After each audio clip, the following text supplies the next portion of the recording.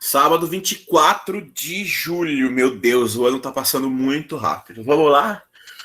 Crianças, ó, quem tem microfone, participa oralmente da aula, tá? Porque senão é muito chato. A Secalana tem, que o Cavalcante tem. Cavalcante. Bom, vamos lá. Nós vamos começar hoje a estudar o segundo e o terceiro parágrafo da redação do Enem. Na semana passada, a gente estudou o final da introdução. A gente viu vários métodos de como começar o texto dissertativo argumentativo que o Enem pede. Eu falei bastante para vocês sobre a importância de um repertório cultural e eu vou reafirmar isso agora. Porque no processo argumentativo, depois que você já introduziu o texto, você vai ter que defender a sua tese, né? Eu acredito, na verdade eu tenho total certeza, né, de que ter conhecimento de mundo e ter fatores de leitura, de questões culturais mesmo, sabe? Saber de vários assuntos, de vários acontecimentos, é fundamental. Acontece que a argumentação, ela é bastante diferente do processo introdutório. Porque no processo de introdução, você ainda está começando o seu texto e ali você não precisa comprovar nada. Você usou ali uma parte da história para trazer um fundamento teórico para o seu texto. Então, nós fizemos na semana passada, por exemplo, uma introdução para intolerância religiosa que falava sobre a Segunda Guerra Mundial. Como Hitler mexeu com a cabeça da nação contra os judeus para que impusesse o seu valor social ali e instaurasse o caos da Segunda Guerra. Bom, e isso se assemelha aos problemas de intolerância religiosa que o Brasil de hoje tem, e isso se fundamenta para explicar a intolerância. Mas daí dizer que isso é uma comprovação é muito grave. Né? Eu não posso dizer, por exemplo, que nós temos resquícios de Segunda Guerra no Brasil de hoje para explicar a intolerância religiosa. Para eu explicar, e essa é a ponte importante da argumentação, eu preciso de dados estatísticos, eu preciso de comprovação científica da fala de um filósofo. Então agora nós vamos ter que pegar um assunto e ir mais a fundo nele. Argumentar significa isso. Eu vou trazer um vídeo para vocês agora. Ele é curto, 1 minuto, da Gabriela Prioli. Não que eu seja o grande fã do jornalismo brasileiro da CNN, por exemplo. Mas a Gabi Prioli, ela foi num podcast chamado Flow. Vocês conhecem o podcast chamado Flow? Já ouviram falar desse podcast? Já ouviu, Lucas? Você ouve, você gosta, você já ouviu falar? Ah, Thalita também. Sim, Matheus. O Flow é daqueles caras que... Ah, que bom. É o Monark, né? Você gosta, Lucas, do Monark?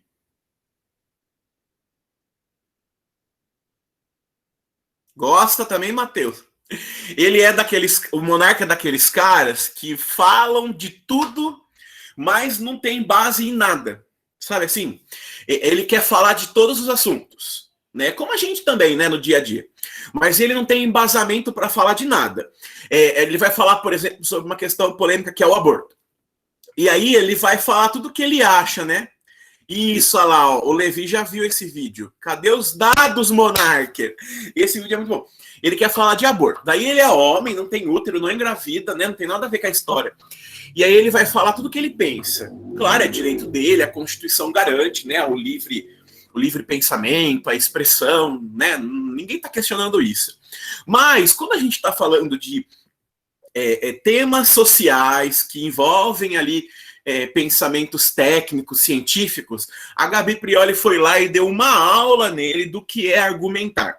Porque A gente precisa, como aluno do Aprimorando, que vai fazer Enem, que quer entrar numa Unicamp, todo mundo aqui quer fazer Unicamp, Unesp, USP, Federal, ou uma particular, né? Com bolsa e tal.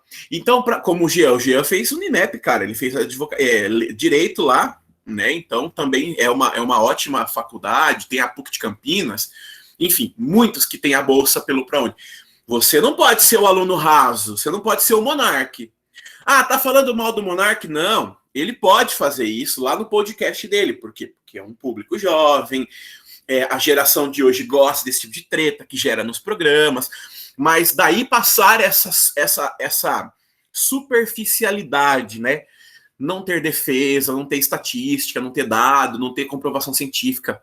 Passar tudo isso para a redação é um problema. Quer ver? Eles vão falar de um assunto bobinho, né? Que é a questão do peso que o Monark ganhou na pandemia.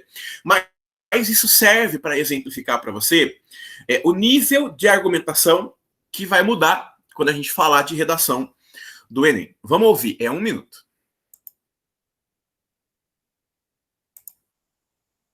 Opa!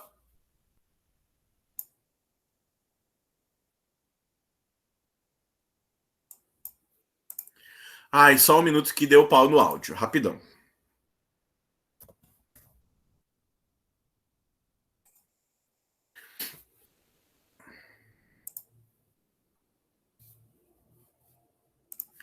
Eu preciso achar o vídeo que é 1 minuto, que senão vai ficar muito tempo.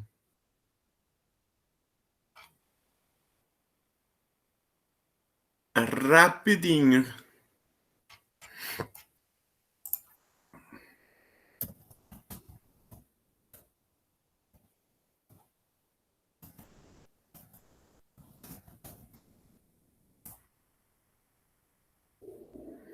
Achei. Problemas técnicos. Isso acontece em qualquer cursinho que você paga por aí. Ah lá, vamos lá. Ih, compartilhei a mesma tela. Acho que eu tô bêbado.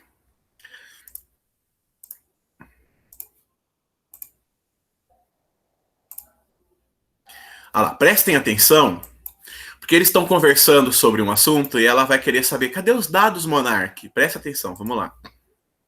Tudo que você pode falar, você pode falar tudo, mas aí você pode estar falando uma mentira, por exemplo, se você não tiver o dado. Não, mas ó, por exemplo, se eu tenho uma percepção que a educação no Brasil é uma merda, Tá. comparado ao mundo, Tá bom. eu posso ter a percepção que a gente poderia ter evoluído mais. Não posso? Mas é que é um argumento muito raso, porque assim, se eu tenho uma percepção Se todo mundo evoluiu uma progressão, qual é a progressão que todo mundo evoluiu? vai ver Singapura, por exemplo. Qual é a progressão? A gente sabe que país como Singapura... Qual é a progressão? Mas isso é muito chato, quando poder conversar, falar sobre o que eu penso, porque eu tenho Mas eu não posso falar, eu posso perguntar qual é a progressão? Eu vou falar que eu não sei. Então pronto, aí acho que... Mas eu vou continuar, aí eu não posso falar o que eu penso. Não, Se eu não sei o que Não, tá bom, pode. Não, eu tô não deixando você falar. eu sei, quando eu falo o que eu penso, eu sei quais os dados específicos. Então, pronto, você pensa tem vários, eu vou nem contemplar a sua opinião. Vamos tentar, vamos ver se eu consigo um outro exemplo. O seu cabelo... Não, eu entendo. É que é muito ruim a gente não poder conversar sobre as coisas que a gente tem. Mas sabe o que eu acho um absurdo, Monark? Eu acho um absurdo que você não tenha engordado durante a pandemia. Eu engordei. Não, mas eu acho que você não engordou. Tá, mas eu engordei. Não, mas a minha opinião é que é um absurdo que você não tenha engordado durante a pandemia. Mas então onde está baseando a opinião? A minha você quer que eu me baseie o quê? Num dado da realidade, Monark? É isso que eu tô tentando te falar. um dado da realidade que Ah lá.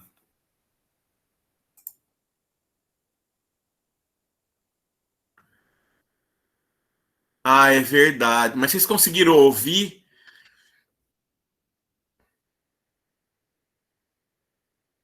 Sim. Então eles estavam conversando ali sobre qualquer coisa, né? Dando opinião. Aí ele diz, a educação brasileira é uma merda. Daí aí ele começa a fazer uma comparação, mas aí ela pergunta, como que evoluiu essa educação de outros países? Pô, mas eu não posso dizer que a educação de outros países evoluiu, mas eu preciso de comprovação de que em outros países a educação é melhor do que aqui. Vocês viram Ah, aliás, deixa eu procurar esse vídeo. Pera aí, rapidão. Ó, por que dado estatístico é importante, gente?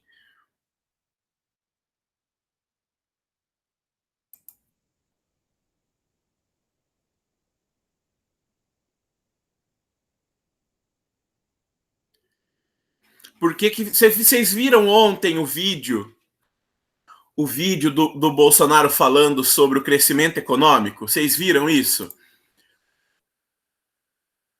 Que ano passado o PIB estava menos 4%. Aí esse ano a expectativa é que o PIB chegue a 5%.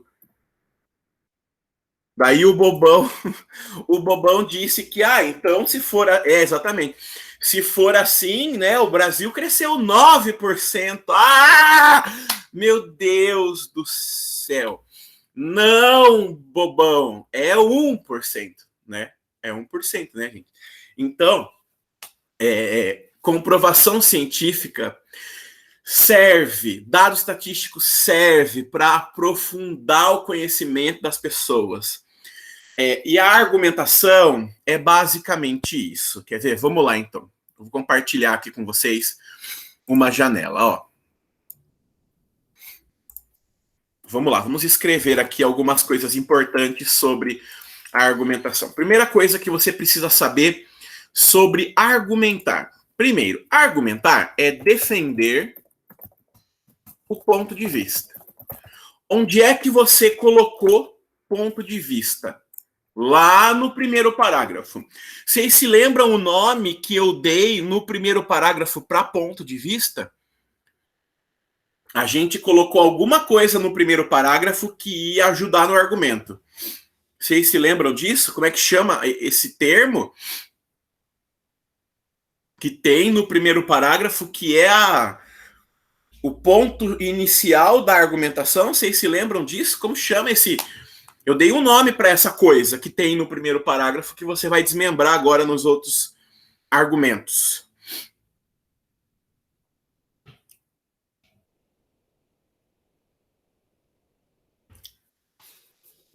Não lembram? Vocês não se lembram da tese? É isso mesmo, muito bem, Levi. A tese. Tese é a expressão, a frase que eu vou colocar no primeiro parágrafo, indicando para o restante do texto que eu vou defender uma ideia. Por exemplo, ó, vou pegar aqui na imagem. Ó.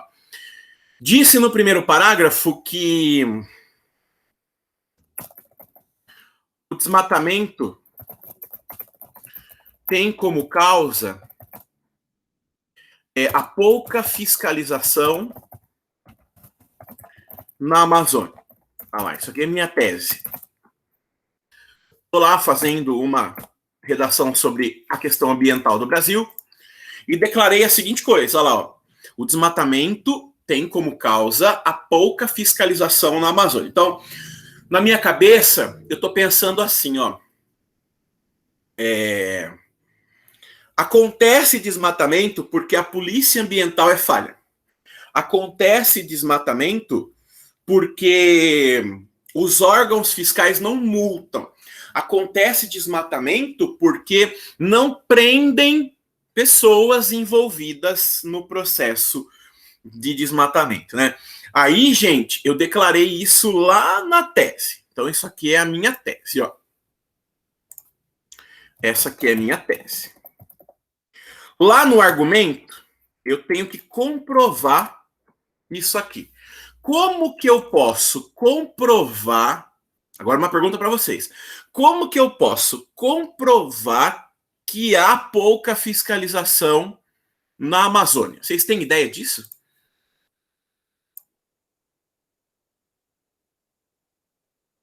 Como que eu comprovo que tem pouca fiscalização na Amazônia e isso ajuda o desmatamento? Como que eu consigo comprovar isso, gente? Será que existe uma forma de eu envolver o meu leitor a ponto de eu mostrar para ele que verdadeiramente existe desmatamento por causa de pouca fiscalização? Como que eu comprovaria isso no meu texto? Como que eu Como que eu trago essa ideia para o meu texto? Nossa, eu preciso ir a fundo na ideia. Eu preciso mostrar para o meu leitor de que essa premissa, né? Essa ideia de que há pouca fiscalização é verdadeira. Como que eu faço isso? O que eu posso dizer para o meu leitor para explicar a ideia da pouca fiscalização? Vamos lá, levantem hipóteses comigo.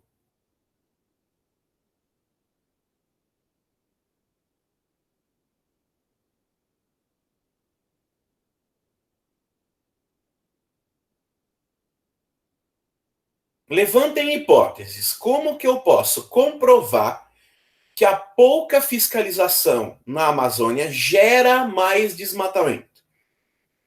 É uma das causas do aumento do desmatamento no Brasil. Vamos, gente, falem. Fala aí, Levi Cavalcante.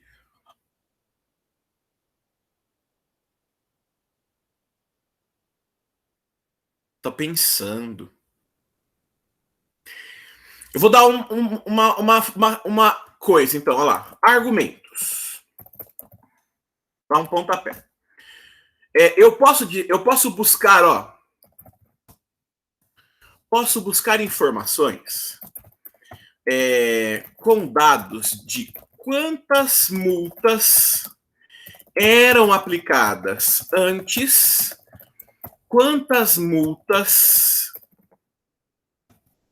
são aplicadas agora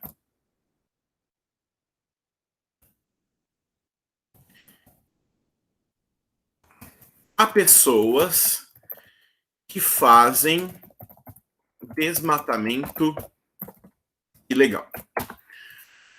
Isso é um argumento, gente? Isso é um argumento mostrando a quantidade de pessoas que são intimadas, mas a justiça não leva os casos adiante. Sim, Alain, isso é um argumento, muito bem. Então, eu faço uma pesquisa, claro que na hora do Enem eu não vou ter essa informação abertamente, mas a coletânea traz, né? Ou você tem que ler sobre o assunto. Então, eu vou buscar pontos estatísticos, eu vou buscar informações, eu vou buscar, como o Lucas disse, o Levi disse, a Duda disse, dados que mostram para mim que existe muito desmatamento e pouca convocação judicial, pouca multa, pouca intimação de pessoas que estão lá desmatando e que não são presas por isso. Eu posso buscar também um acontecimento real da nossa sociedade. Alguém consegue me lembrar de algum caso recente envolvendo desmatamento ilegal da Amazônia que a justiça se torna morosa e não julga direito o caso? Alguém pode me dar um exemplo? Está acontecendo nesse momento, na verdade.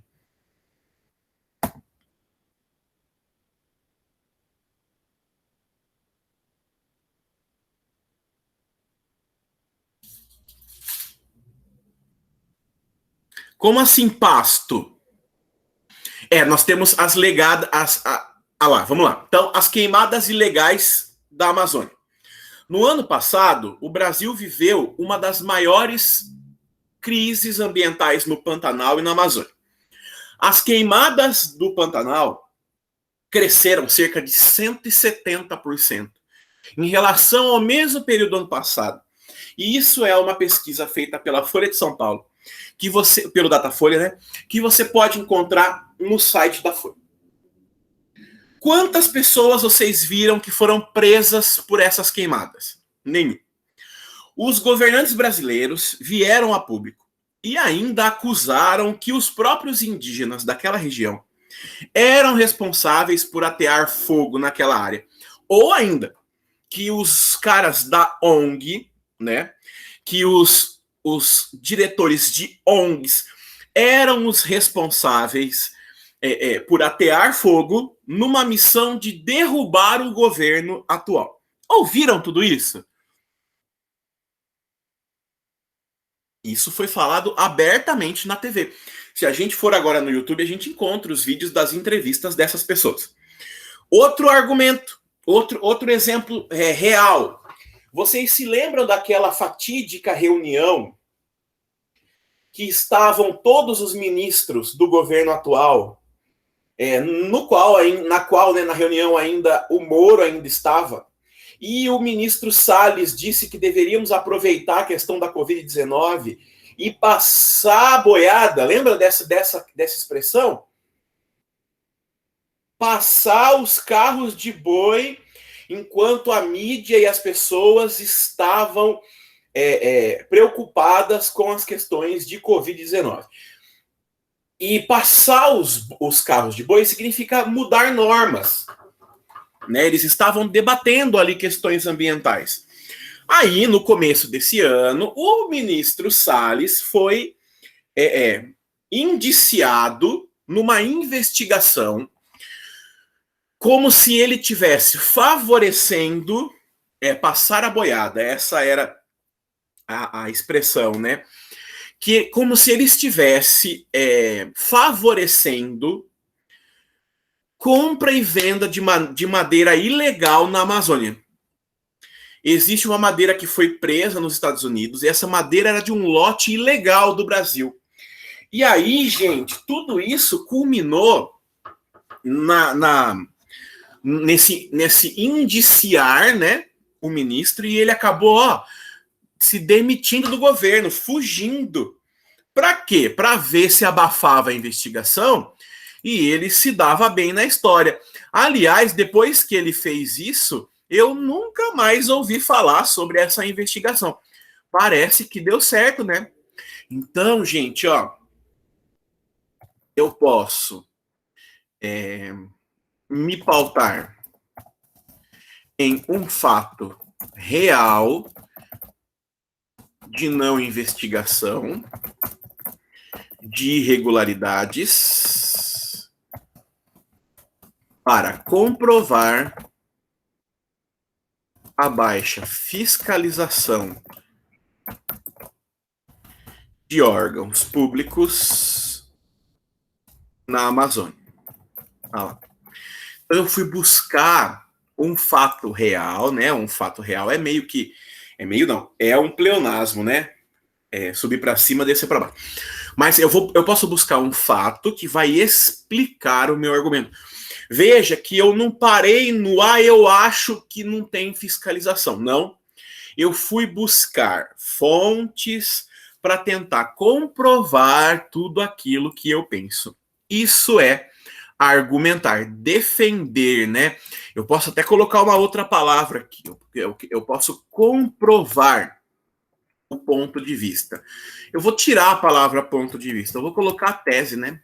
Que a gente precisa se acostumar com essas expressões. Defender ou comprovar aquilo que eu penso. E esse vai ser o exercício que a gente vai fazer daqui a pouquinho. Eu vou passar alguns assuntos e aí a gente vai fazer um exercício de tentar defender a tese que a gente...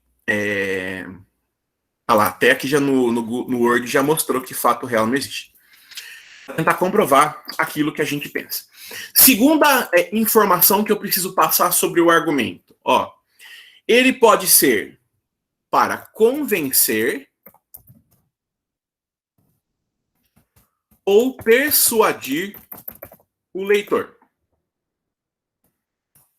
Qual a diferença entre convencer e persuadir? Vocês têm noção? Vocês sabem o que é persuadir? Vocês sabem o que é convencer alguém? Gente, abre o microfone alguém aí, fala comigo, vai.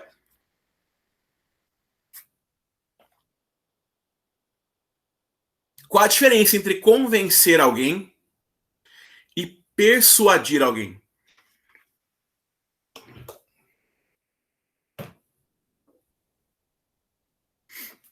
Convencer é usar argumentos. Então, o convencimento, Levi, ele precisa de dados técnicos.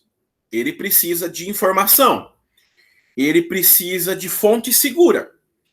Certo? Eu estou convencendo alguém por meio do discurso, por meio da informação, por meio da comprovação. Levi, como que eu convenço alguém a tomar vacina? Como que eu convencer alguém a tomar vacina, Levi?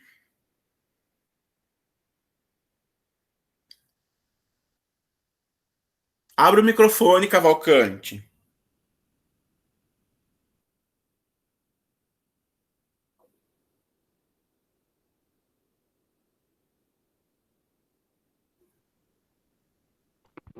Aí, tá me escutando? Ah, que gatinho. Vai lá, pode falar. É por conscientização, por educação, né? Então me convença a tomar vacina, Cavalcante.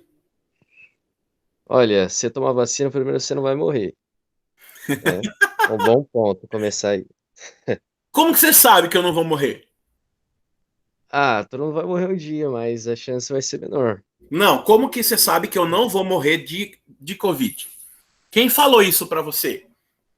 Foi os cientistas da televisão, da internet, dos Existe, dados. existe um número assim, Levi, de que garanta que se eu tomar vacina eu não vou morrer? Existe. Existe. Por exemplo, a vacina da, da China, a Coronavac, ela me imuniza 60%. Então eu tenho 60% de chance menos de não morrer. É bastante, não é, Levi? É bastante. E a AstraZeneca, que é 90%. É maior ainda. Melhor ainda. Agora me persuada, Levi. Tá, é como o Lucas ele falou aí, mostrar os benefícios disso, né? Você não vai precisar ficar usando máscara, não vai precisar ficar tendo Ah, você tá mexendo com o psicológico, o é persuadir, psicológico, né? Não né? tô convencendo. É Verdade. isso mesmo. Vocês têm razão, né? O convencer é assim. Ó, se você tomar vacina, você vai poder voltar à sua vida normal. Quem garante isso? Ah, quem garante são cientistas, né? Eles fizeram um estudo da vacina e o estudo mostra que a vacina da AstraZeneca ela imuniza você em, sei lá, 80 e poucos por cento. E isso te garante que você pode pegar a Covid, né? Mas que você não vai ficar em casos graves, você não vai precisar ser internado, não vai morrer. O número de pessoas que morrem pós-vacina é, nossa, menos de 1%. Então, olha que legal, você vai se imunizar e, garantido pela ciência, você vai poder viver sua vida normal. Já a persuasão, ela vai para um lado mais emocional, por exemplo.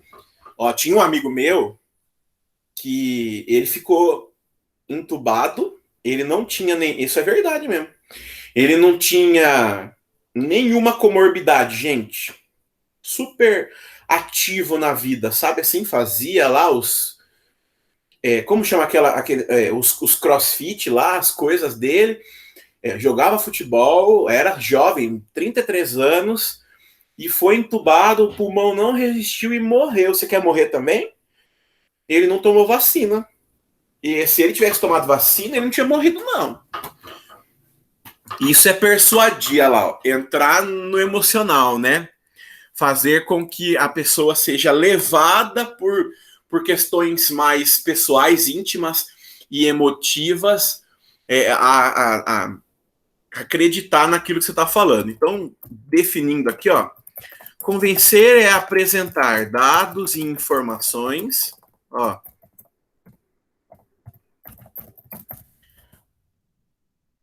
a fim de fazer com que seu leitor acredite em você. Persuadir leva a pessoa a acreditar em ti por meio da emotividade. Qual dos dois vocês acham que eu devo usar na redação do Enem? Convencer ou persuadir?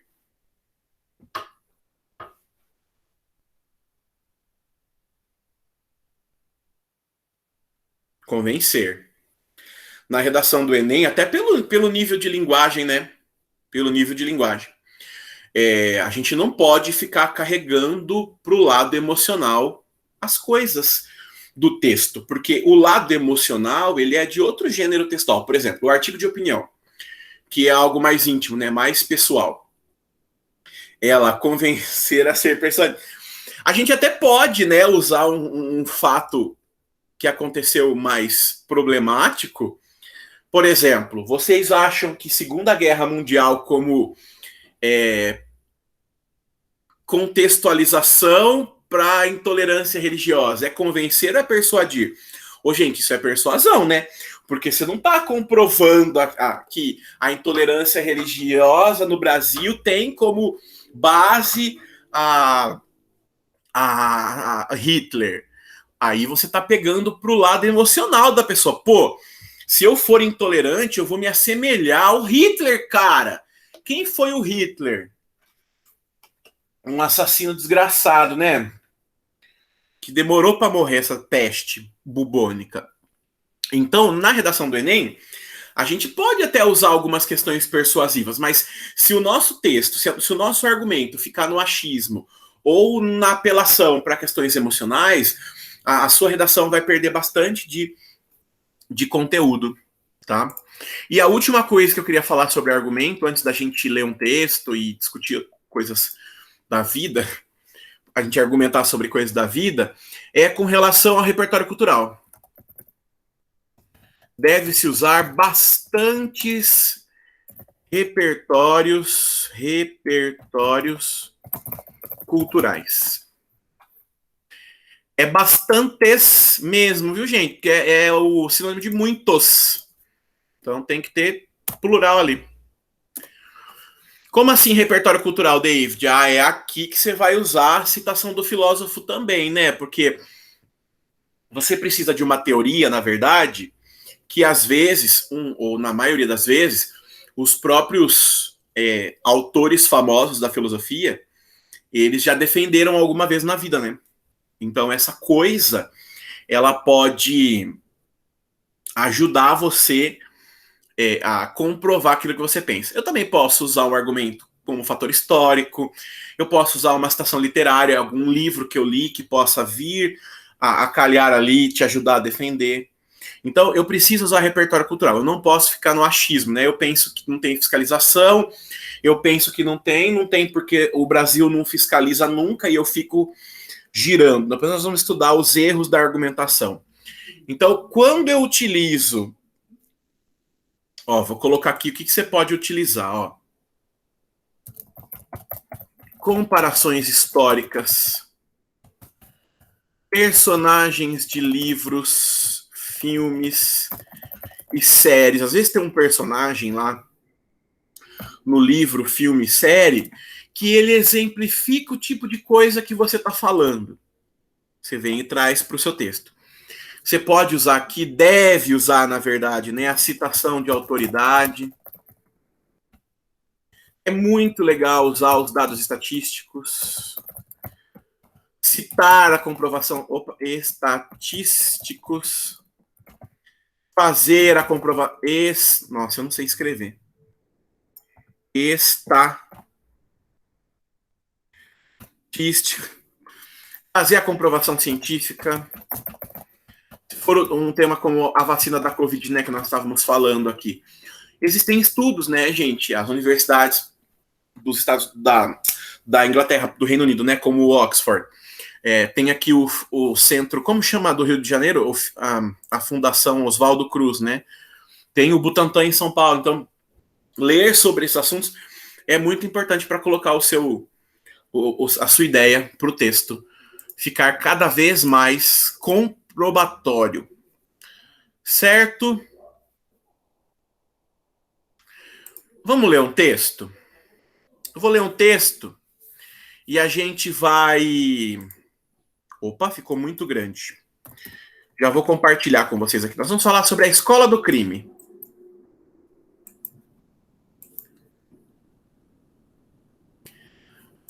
Vocês acham que no Brasil o crime compensa?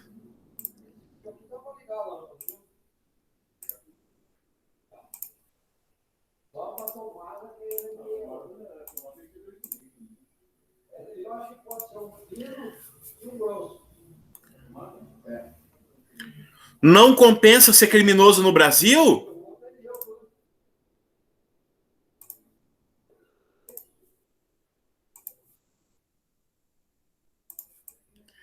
O que dá mais trabalho?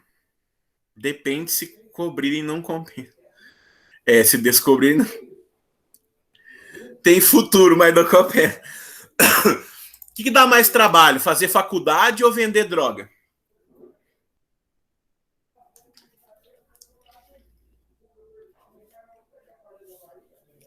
O que é mais difícil? Conseguir um emprego que te paga bem, mesmo tendo engenharia, ou ser traficante? Vamos falar um pouquinho sobre isso. Esse texto aqui, ó, deixa eu lembrar de quem que é.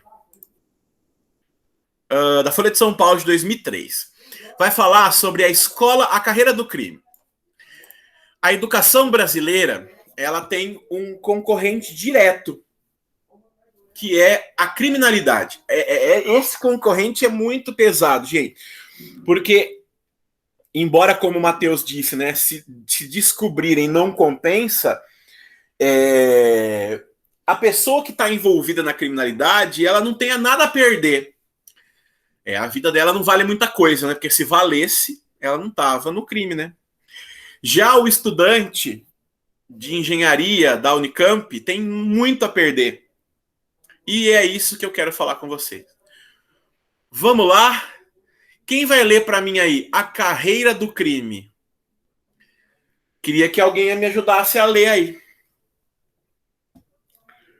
Quem pode ser o leitor desse texto junto comigo?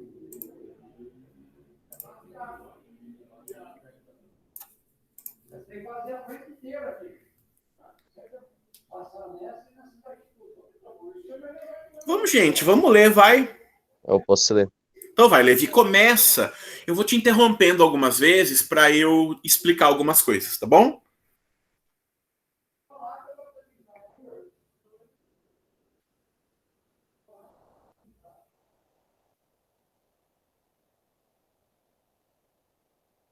Pode começar, Levi.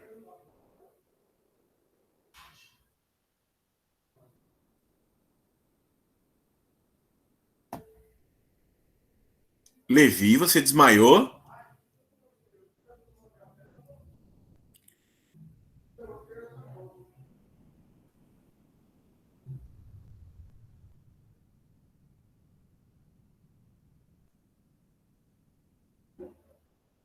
Levi?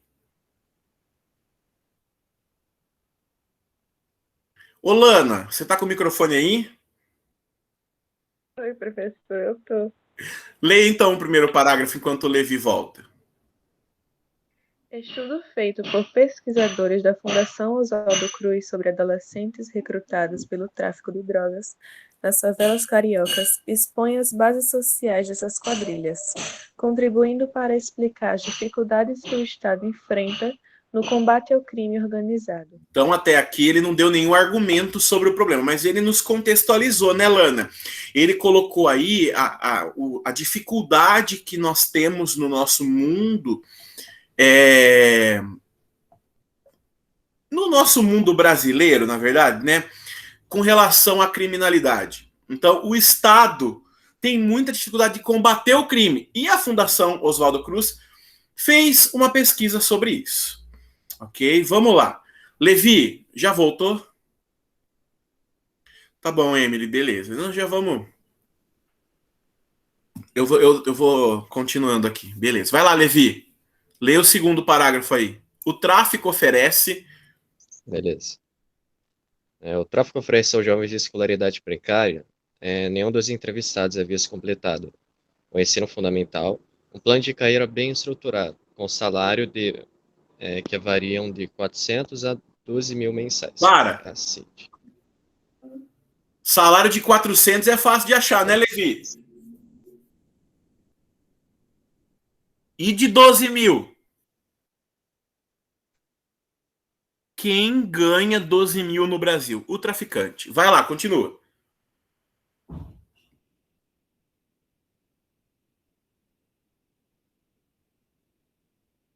Eu acho que ele caiu de novo. Segundo os dados do IBGE de 2001, 39% da população brasileira com mais de 10 anos que declara ter atividade remunerada ganha no máximo o piso salarial oferecido pelo crime. A dos traficantes. Peraí.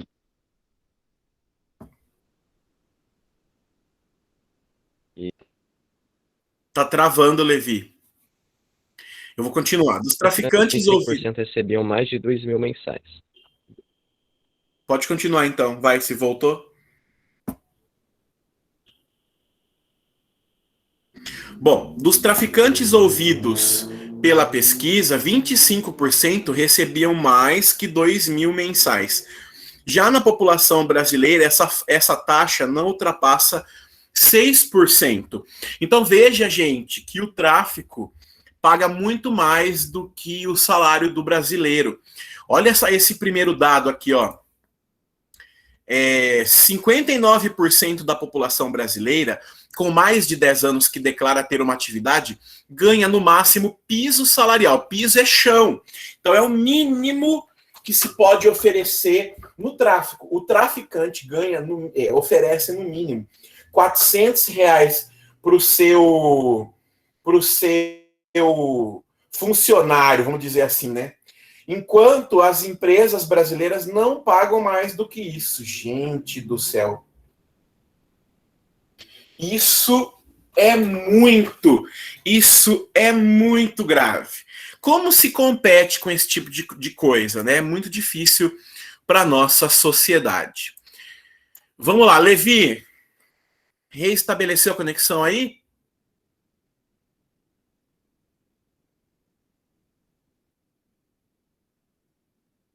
Não, então vamos lá. Tais rendimentos mostram que as políticas sociais compensatórias, ou seja, transferência de renda direta, como Bolsa Família, que paga R$ 15 mensais por aluno matriculado, agora já é um pouco mais, né? São, por si só, incapazes de impedir que o narcotráfico continue aliciando crianças provenientes de estratos de baixa renda. Tais políticas aliviam um pouco o orçamento familiar e incentivam os pais a manterem os filhos estudando, o que de modo algum impossibilita a opção pela delinquência. Então, o Bolsa Família, que é uma forma de combater a desigualdade, é muito pouco perto do que as famílias que estão ali postas diante do tráfico precisam para poder ter uma vida minimamente organizada para depois se livrar da criminalidade. Nem a educação, nem o emprego, nem o Bolsa Família dão conta de combater o tráfico, porque o tráfico gera muito dinheiro. A única maneira de reduzir a atração exercida pelo tráfico é a repressão, que aumenta os riscos para os que escolhem esse caminho. Os rendimentos pagos aos adolescentes provam isso. Eles são elevados precisamente porque a possibilidade de ser preso não é desprezível. É preciso que o Executivo Federal e os estaduais desmontem as organizações paralelas erguidas pelas quadrilhas para que a certeza de punição elimine o fascínio dos salários do crime. Então, é preciso, olha só em que ponto chegamos. É preciso punir, porque não existe na sociedade de hoje outra forma de combater a criminalidade que não seja a cadeia para esse tipo de gente. Pessoal, pensando na tese, né, de que a criminalidade no Brasil cresce assustadoramente e formas de combater precisam ser pensadas.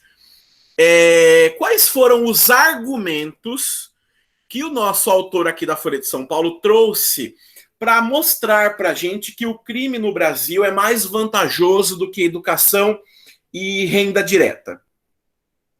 Quais foram os argumentos?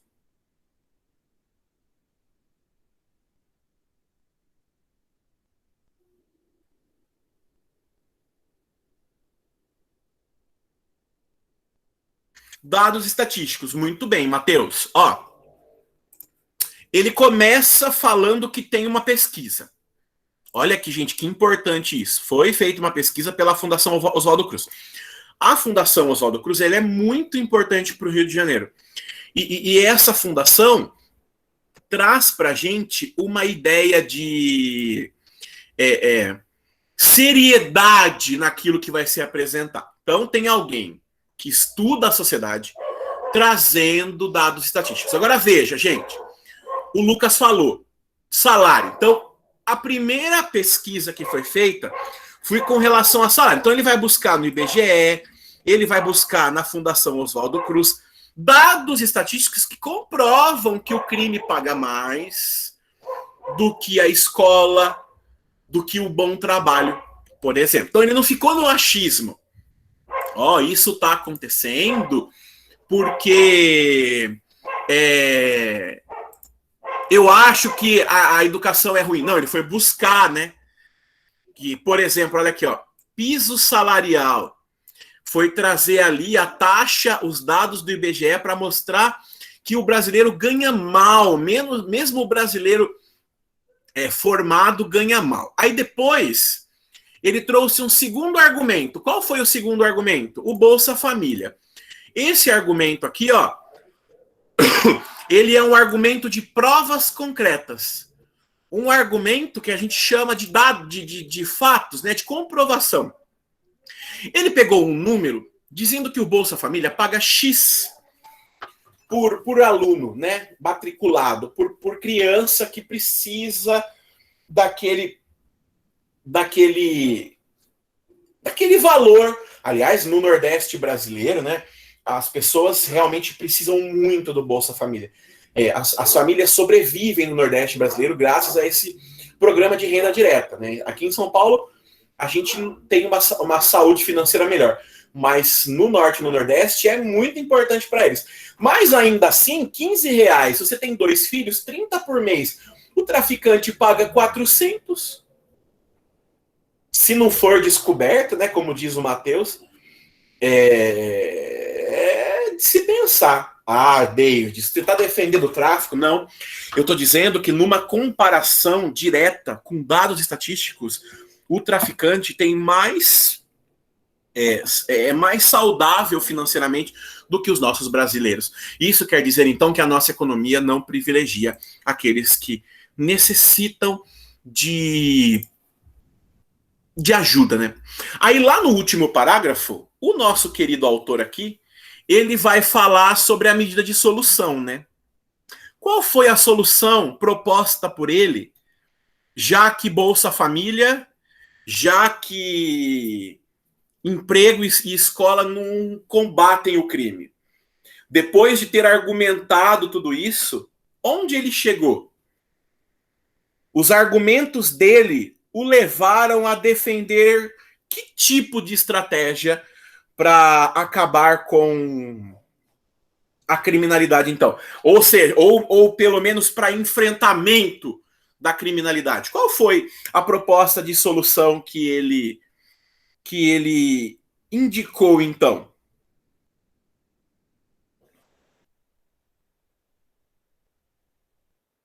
Qual foi, pessoal? A repressão.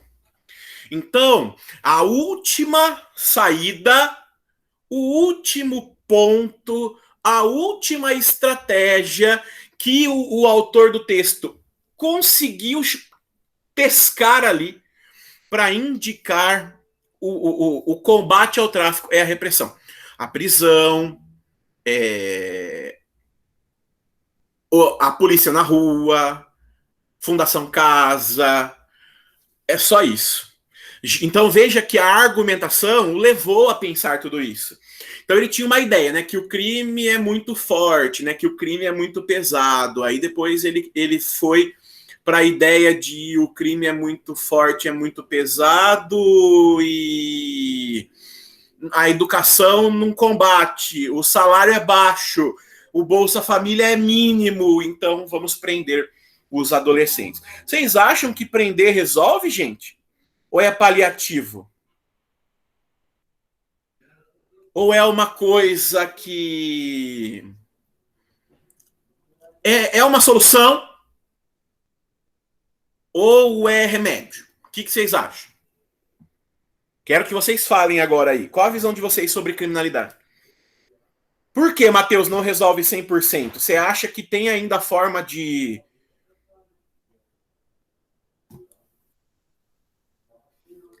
É mais paliativo, né? Como assim paliativo, o Leandro Cavalcante?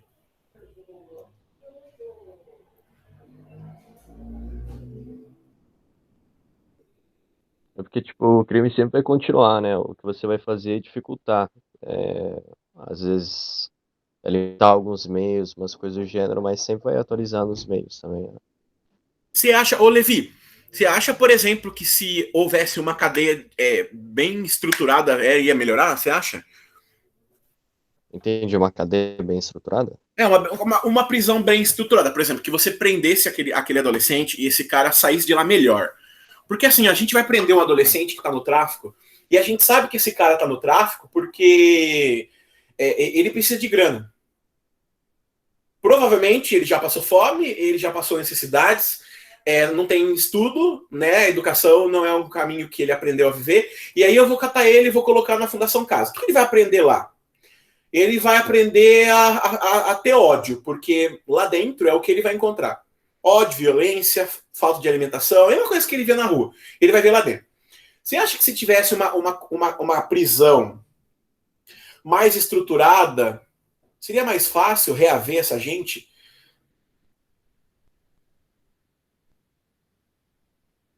Vamos ver aqui no chat. Porque o problema não é somente o caminho do crime, mas também a falta de incentivo no caminho. Exatamente, Matheus. Oi, Leandro.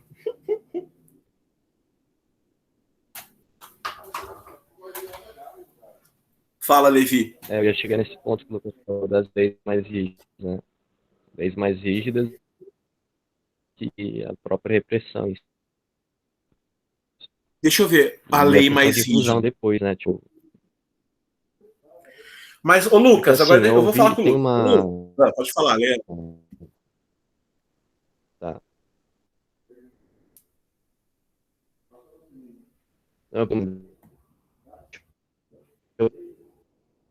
Essa parte de inclusão com jovens infratores. É que vários deles, eles voltam a cometer crimes justamente para lugar.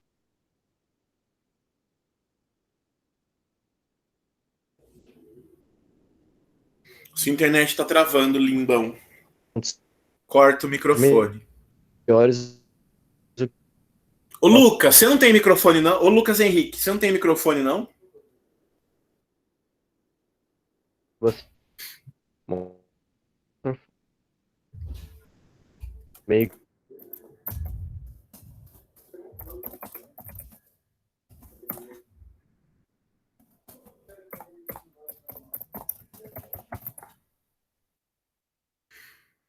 Ô Lucas, você falou, vou falar com o Lucas enquanto o Levi se arruma lá. Ô Lucas, você disse que eu acho que não a prisão bem estruturada, mas sim as leis. Como as leis podem resolver o problema? Ou, sei lá, ser melhor, né, para resolver o problema. E por que não a cadeia mais bem estruturada?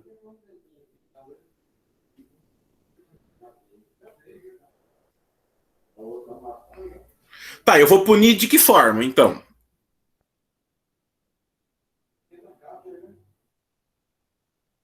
Eu vou pôr na cadeia. Eu vou tirar o menor da rua e eu vou pôr na cadeia.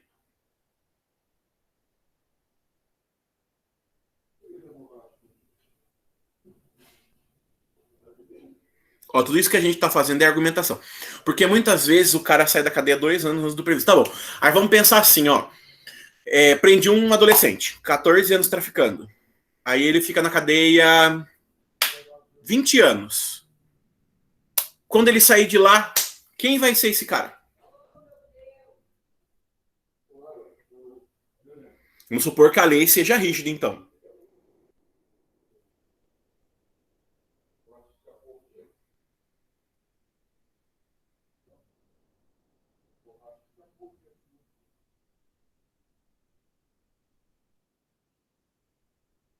Porque assim, a gente pode prender o que eu tô dizendo é assim, ó, a gente pode prender o cara, né, E aí ele vai ficar o tanto de... E o Lucas tem razão, né, gente? Até o Jean, que é advogado aí, né, ele pode até falar sobre isso. A lei brasileira é muito branda com relação à quantidade de pena que uma pessoa pega. Tem lá a boa conduta, fica 1/3, sai, aí depois vai lá e mata outra pessoa. Aí vai lá, joga uma pessoa da janela. E por aí vai. Então ele nunca cumpre a pena que ele deveria. É isso que você está dizendo, né, Lucas? Ele nunca cumpre a pena que ele deveria cumprir. Só que aí eu queria pensar mais além disso, né? Eu concordo com vocês, prender a pessoa, a lei tem que ser mais rígida mesmo, principalmente com adolescentes, porque o tráfico, eles aliciam essas crianças para que trafiquem no lugar deles, porque assim fica mais fácil, né? A prisão é mais branda, e aí eles vão aliciando, e por aí vai. Então, se a gente prendesse mesmo, se houvesse uma lei mais rígida, talvez o crime seria mais difícil, o aliciamento. Mas eu ainda insisto como professor na tecla de onde estamos colocando aquelas crianças. Para onde estão indo esses adolescentes? Porque existe uma coisa importante que é o pós-prisão. Ou a gente mata todo mundo e não coloca eles na cadeia, ou a gente tem que pensar numa forma de recondicionar jovens e adolescentes e crianças para a nossa sociedade, né? Então, eu gostaria que o nosso sistema prisional fosse educacional, fosse cultural, fosse trabalhista, né? Que essas pessoas trabalhassem, cuidassem de si e fossem tratadas para voltar de uma maneira melhor para a sociedade. Vamos ver aqui o Levi. A namorada de um tio meu trabalha com inclusão de menores infratores. Só que muitos voltam a cometer algum crime para voltar para lá, porque as condições são melhores ali do que na rua. Olha lá. Você está dizendo de moradia e alimentação. Eles têm o que comer. É isso, Levi?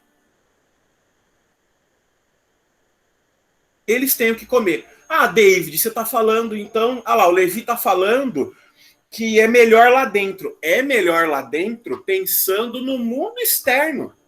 Daí a gente cai no que o Matheus e a Lana disseram. Incentivos para que essas pessoas, quando elas voltarem para a sociedade, elas terem uma forma de melhorar de vida. Ou ainda, o Lucas disse, o Matheus disse aqui em cima, ó. Mas também, o Matheus foi preciso nisso, mas também a falta de incentivo no caminho correto. O que é a sociedade para esse tipo de gente? O que é a sociedade para o criminoso, para o traficante? Vocês realmente acham que todo mundo que está no crime porque acha gostoso, divertido e maravilhoso? Vocês poderiam ter entrado no mundo do crime? Alguns de vocês tiveram contato com esse tipo de sociedade e se livraram por meio da educação, da cultura, da religião, da família? Sim ou não? Tem algum de vocês que pode... Ah, David, eu tive contato assim com a periferia. Ô, Levi, onde você foi criado? Não foi no São Lourenço? Onde você morava, gato? Escreve aí o bairro onde você morava. Não, eu morava no Jardim Aeroporto naquela época. No aeroporto, olha lá, junto perto de mim aqui. Com colegas meus do Kildegan. Você estudou numa escola onde você teve contato com todo esse tipo de gente. E por que você não foi por esse caminho? A educação dos familiares, né? Também não chegava a nível, né? Não foi uma bola de cristal, não foi um feitiço. Ele teve família, eu me lembro do Levi no 6º ano. Você se lembra, Levi, de mim no 6º ano? Eu lembro. O Levi no 6º ano era um bom aluno, ele fazia as tarefas, ele não ia na escola para brigar, ele via na educação um caminho. Onde ele está hoje? Fazendo, aprimorando. O Levi teve oportunidades, são oportunidades que fazem as pessoas irem para uma vida melhor. Então veja o caminho da argumentação. Olha o quanto que nós traçamos, olha o tanto de coisas que nós traçamos para chegar na ideia de que o crime não compensa, ou o crime compensa. Tá vendo? É tudo. A argumentação, ela é algo muito mais do que apenas dizer aquilo que você acha. Viram a diferença de dizer eu acho que as pessoas estão no crime porque querem, e a gente ir buscando questões sociais, emocionais, educacionais para comprovar aquilo que a gente pensa. Certo, gente? Entenderam um pouquinho de argumentação?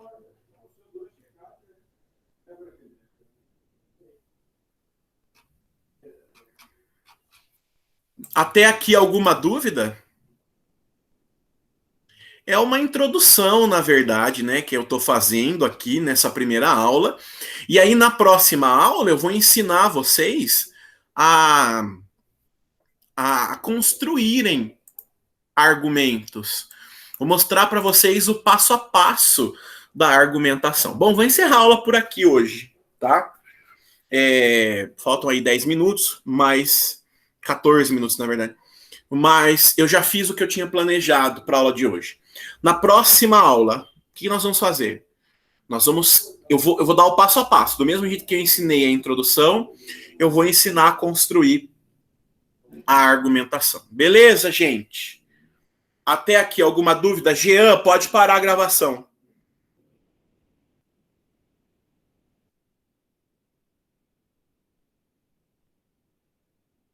Nenhuma dúvida? Então tá. Bom almoço. Fiquem bem. A gente se vê daqui 15 dias. De nada, meu amor. A gente se vê daqui 15 dias. Tá bom? Voltem à tarde, tá? Não percam as aulas. Beijos. Fiquem com Deus, tá?